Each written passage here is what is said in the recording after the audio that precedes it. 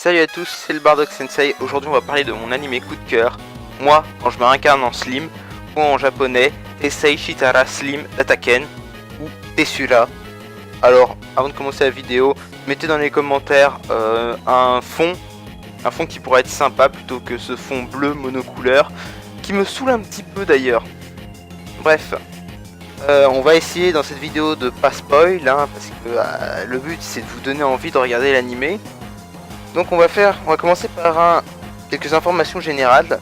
Tout d'abord, Tessura était un roman écrit par Fuse, ou Fuse, ou comme tu le veux. Puis ça a été adapté en light novel, toujours par Fuse, un petit peu à la Saitama, à la One Punch Man quand ça s'appelait One, donc sous version light novel. Puis après ça a été écrit en manga prépublié par Takai Kawakami. Et enfin ça a été en manga illustré par Mitva, un nom très juif d'ailleurs. Et donc on va commencer par un léger synopsis. C'est un gars, il vit au Japon moderne, il meurt, se réincarne en Slim et on suit ses aventures dans un monde fantaisiste.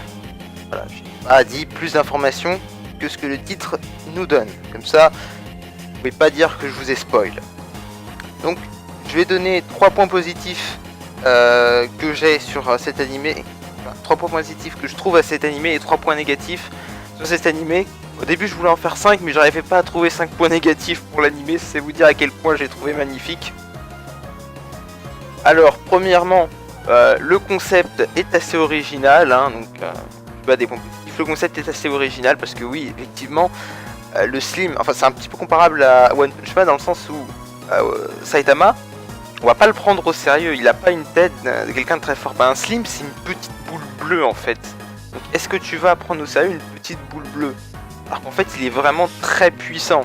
Et c'est là toute la force de l'anime, c'est que ça fait un petit peu comme dans One Punch Man où on a un personnage où les adversaires ne parient pas dessus parce qu'il a l'air faible, mais au final il se retrouve complètement dépassé par sa puissance. Donc le deuxième point, c'est les graphismes, tout simplement. Les graphismes sont beaux, ils sont colorés, ils sont magnifiques, l'animé est juste splendide. Le manga aussi d'ailleurs. D'ailleurs je vous conseille plutôt la version manga. Et ensuite, le point le plus important de l'animé, le point fort de l'animé selon moi, c'est la balance entre les émotions. C'est-à-dire que quand on aura un événement triste, la mort d'un personnage, on sera vraiment sensiblement touché. Et quand on passe aussi à des moments de rire, ce sera vraiment impactant, on sera vraiment touché par tout ça. On aura vraiment envie de rire. Quand c'est des moments de tension, d'action, on sera vraiment tendu, etc. Ce qui rend en fait l'anime puissant parce que ça nous emporte vraiment avec le personnage principal. Et maintenant on va passer aux 3 points négatifs que je trouve à l'anime. L'opening qui est pas ouf. Honnêtement c'est pas un opening mémorable comparé à l'anime. Alors vraiment si j'en arrive à dire que l'opening est pas ouf comme point négatif, c'est que déjà c'est du haut level. Un point négatif aussi, c'est un point que je déteste, c'est quelque chose que je déteste voir dans les animés, c'est la censure. C'est quelque chose pour moi qui est horrible de ne pas voir, c'est-à-dire qu'on voit les persos se faire totalement défoncer. J'avais dit dans mon précédent Bardock Sensei sur les 3 points négatifs sur Dragon Ball Super. C'est quelque chose que j'aime pas voir, des personnages qui se prennent des myriades de coups et il n'y a pas une goutte de sang. Ça c'est quelque chose qui... C'est pas qui me... En fait, dans Tessura, ça m'a pas vraiment choqué, c'est quand j'ai commencé à lire le manga en fait, que c'est là où ça m'a choqué, ça m'a un petit peu dérangé. Et enfin, le principal point négatif que je trouve à cet animé, c'est certains détails qui sont oubliés par rapport à la version manga. Et c'est pas des détails... Alors, en apparence c'est des détails sans importance, mais quand tu lis le manga, que tu vois ces détails, en fait, ça prend... Il y a des éléments qui prennent tout son sens. Par exemple, je vais essayer de pas spoiler, donc je vais en dire un minimum.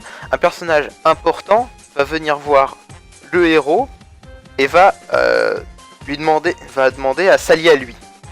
Dans l'animé, c'est juste, voilà, juste parce que c'est le héros et qu'il a un petit groupe, qu'il a un certain groupe d'individus avec lui qui est... On spoil pas.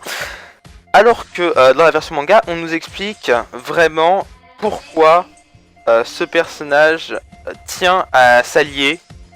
Et franchement, ce sont des détails comme ça qui font un petit peu, on va dire... En fait, ce que j'aime beaucoup dans un animé fantasy, c'est un petit peu l'univers qu'il y a autour. Et avec ce point, en fait, c'est pas...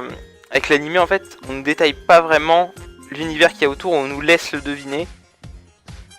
Et moi qui aime bien comprendre la logique et réfléchir dessus, c'est du travail un petit peu supplémentaire et j'aime bien quand l'anime me facilite un petit peu le travail. Voilà. Alors c'était voilà mon petit tour d'horizon sur Tessura, un très bon animé disponible sur Crunchyroll. Mais franchement, si j'étais vous, je prendrais la version manga. Il y a actuellement 6 tomes à la version manga, un 7ème qui va arriver le 9 mars. Et je crois 15 ou 16 épisodes d'animé, je les ai pas tous vus.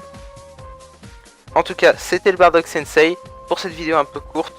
Je vous dis au revoir.